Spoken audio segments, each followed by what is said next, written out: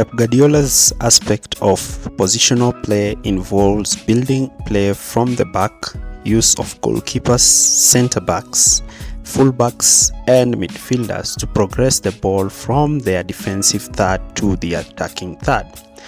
This emphasizes on structure, control and domination on all the four phases of play: in possession during build-up, out of possession during transition, and the transition from out of possession to in possession through counter-pressing strategies where his team can win the ball. The emphasis of control is a key aspect of the Guardiola way of dominating teams. Throughout Pep Guardiola's managerial career, Pep has always emphasized on the need to control games. Even in the game against Arsenal when Haaland managed to score, he was seen scolding Ederson because he passed to John Stones while they were not in control of the ball. But before I begin this analysis, I'd like you to check out some of the videos that I've produced, like here, how Chelsea played through Manchester City, and understand how Pochettino's system was able to deal with Manchester City's excellent press. Also, I've looked at the much-hyped Cole Palmer. I have done a video explaining what makes him special. Do not forget to check out these two videos. And now we can get back to our analysis. So, Mauricio Pochettino is amongst the few managers that Pep Guardiola has faced in his managerial careers who is not afraid to go toe-to-toe with Pep Guardiola. This involves pressing high and trying to dominate possession with Pep, which is quite risky since Guardiola's teams will always punish teams that go toe-to-toe with them. This young Chelsea squad that is quite inexperienced managed to go toe-to-toe with the treble winners in Manchester City. This was just a statement of intent from Chelsea, and I'm going to explain to you why this thing will give Guardiola a lot of worries. So I have emphasized in my previous segment on Guardiola's emphasis to try to control games, which is a key facet of his positional play. John Stones, who has been a key figure in Pep Guardiola's team, with his ability to play two positions at the same time, his absence was felt greatly in this game, and I'm going to explain to you how. Guardiola's emphasis on controlling possession involves key dynamics of positional play. From this clip that you can see here, you can see Manchester City building from the back.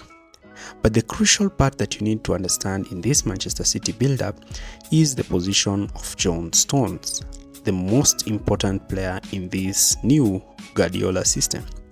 John Stones, rather than playing as a centre-back, has moved in midfield to play alongside Rodri, with Ederson playing as a centre-back. Here, in more progressive phases of play, you can see the position of John Stones. John Stones does not just play in this position because Pep has asked him to do so. His excellent ball awareness, his strength to receive the ball in tight spaces, and his ability to link up perfectly with Rodri is what has enabled him to play this position effectively. Pep has tried to deploy Akanji in this position, but it has not worked out quite well.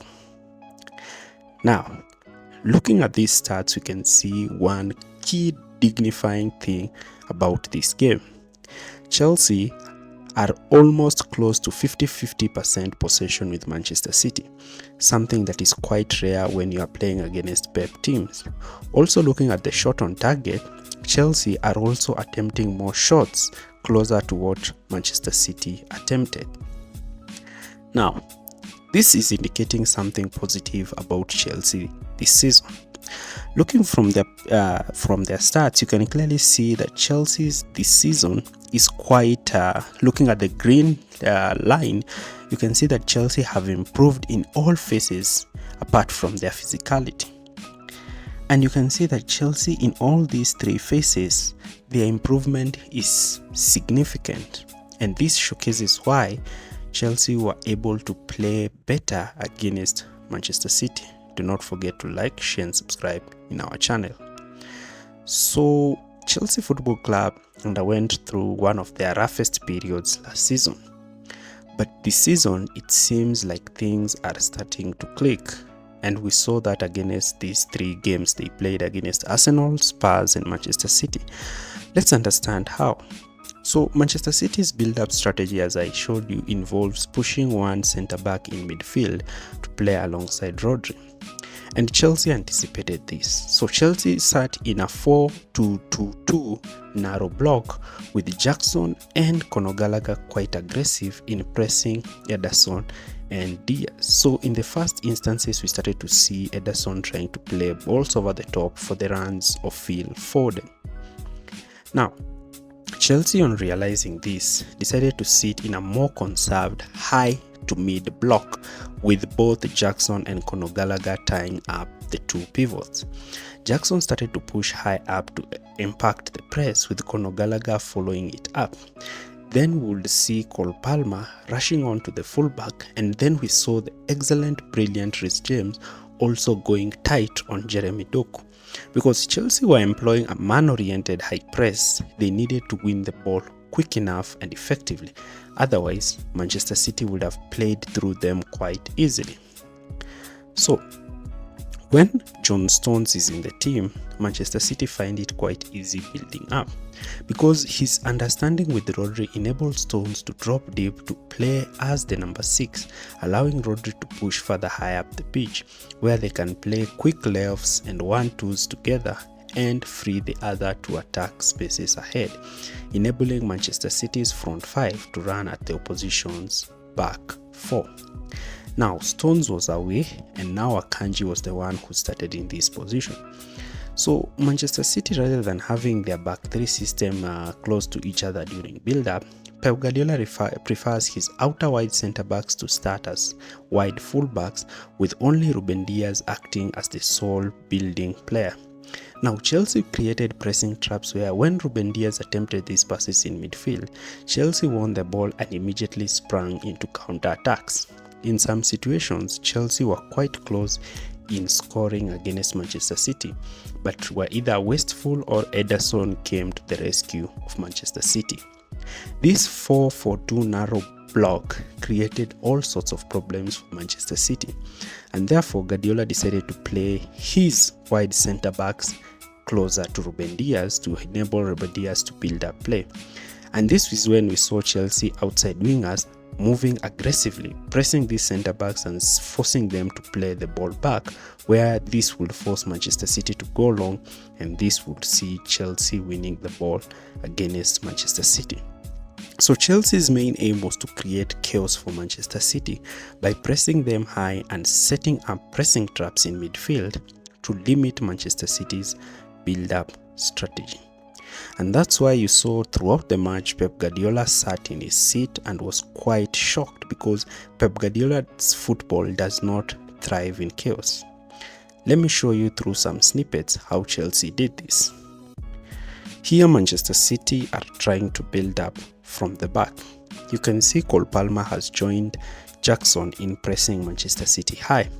Jackson is sitting on Rodri, using his cover shadow to cover Rodri, while Palmer is aggressively going after Ederson.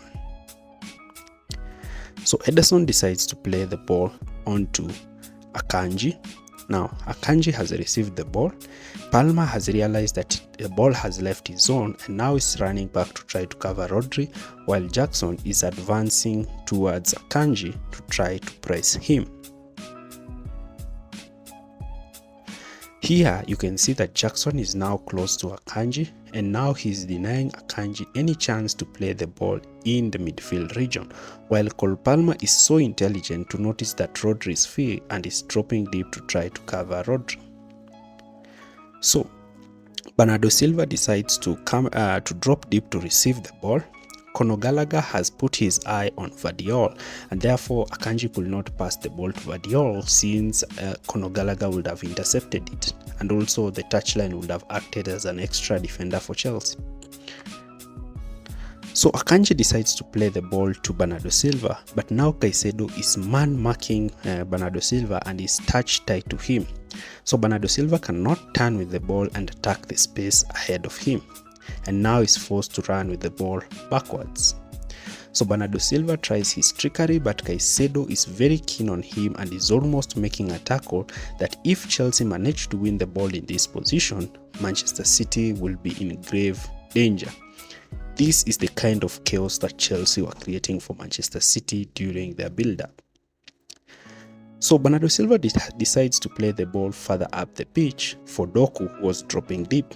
But Reece James is not afraid. He has left his fullback position and he is aggressively going to win the ball against Doku, which in this case we know Reece James will definitely do. Reece James immediately wins the ball off Doku, and now Chelsea have won the ball in a very dangerous position, and a simple pass to Enzo Fernandez would have seen Chelsea running at Manchester City's goal. But Reece James, while trying to place the ball under control, Rodri comes at him. So Rodri is forced to foul Reece James because he knows that if Reece James manages to beat Rodri, Chelsea will have close to 3 players against Ruben Dias, a position where Manchester City would not like to find themselves in. So here is also another situation. Manchester City were trying to build their play from the back. That is, Chelsea had moved passively against Manchester City. So Manchester City decides to play the ball back to Ederson to try to draw Chelsea high up to press them. So Jackson initiates the press. Here you can see that Ederson has the ball and Chelsea are already pushing their lines high up the pitch. Sterling is tying Walker. Conor Gallagher tries to run so that he can try to tie up Ruben Dias, while Cole Palmer is also trying to run high up the pitch so he can cover Guardiola. Ederson receives the ball and immediately decides to play the ball to Ruben Dias. Look at the position of Ruben Dias. Ruben Dias is receiving the ball with his back to goal, a situation which Pep does not like. Pep likes his centre-backs to receive the ball when they are looking forward, not with their back to goal. So Ruben Dias is trying to adjust his body position so that he can receive the ball while looking ahead while he is assessing his options. But Conor Gallagher is so quick and is pressing the ball, is moving at a lightning speed to try to cover up the space. So Ruben Dias has received the ball and Conor Gallagher is already on him. So this now forces Ruben Dias to try to clear the ball. Situations where Manchester City have not found themselves in most games they play in. So Ruben Dias attempts a clearance where Conor Gallagher is blocking, while Walker has been tied by Raheem Sterling. Ruben Dias mistakes his pass, Conor Gallagher loses his stability, and now Raheem Sterling has the opportunity to win the ball and immediately play the ball in space for Chelsea to attempt a shot on goal. Raheem Sterling cleverly wins the ball off Ruben Dias, who now tries to make a rush tackle but misses because of Raheem Sterling's excellent dribbling ability. And now Chelsea are winning the ball in a position so dangerous that we don't see a lot of teams win the ball off Manchester City. So Raheem Sterling has already won the ball, and now Rodri has now tasked himself to drop to the backline to try and cover the space that had been left by Ruben Dias. Akanji has also taken up his position, and now Jackson is in an offside position and cannot receive the ball. Raheem Sterling runs with the ball. He can see that Cole Palmer is making that diagonal run in space, and if this ball reaches to Cole Palmer, Chelsea immediately score a goal. You know that. So Raheem Sterling attempts that pass to Cole Palmer. Luckily for Manchester City, Akanji wins the ball, and after Akanji wins the ball, he plays the ball first time to Rodri.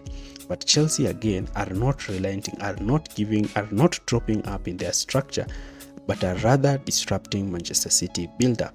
This is the chaos that Guardiola does not like at all. So the ball is played down to Walker. Walker plays the ball back to Rodri, and now Manchester City want to progress high up the pitch. You can clearly see Cucurella has already even pushed forward, trying to cover Phil Foden, with only Reece James, Disasi and Thiago Silva remaining behind. Rodri tries to play a first-time ball in space for Bernardo Silva, but Enzo Fernandez moves aggressively and tackles the ball, blocks the ball and prevents Manchester City's sudden counter-attack against Chelsea. And now Manchester City are in trouble since the ball goes high up in the air. So now it's a battle of aerial duels. The ball looks like it's floating towards Cole Palmer, and if Cole Palmer can head the ball down the path of Nicholas Jackson, Chelsea could be in a scoring position.